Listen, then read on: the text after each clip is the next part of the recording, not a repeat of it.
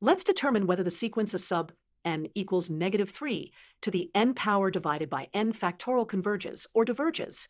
For this type of sequence involving factorials and exponentials, the ratio test is a good method to use. Let's look at the limit of the absolute value of a sub n plus 1 over a sub n as n approaches infinity.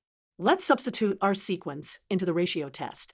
We'll have the absolute value of -3 to the n plus 1 over n plus 1 factorial divided by -3 to the n over n factorial. Let's simplify this expression.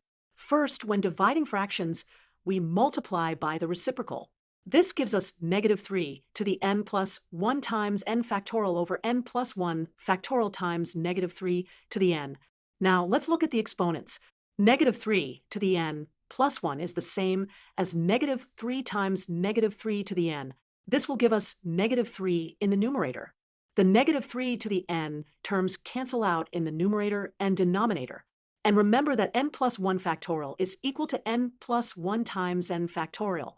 The n factorials cancel out, leaving us with the absolute value of -3 over n plus 1.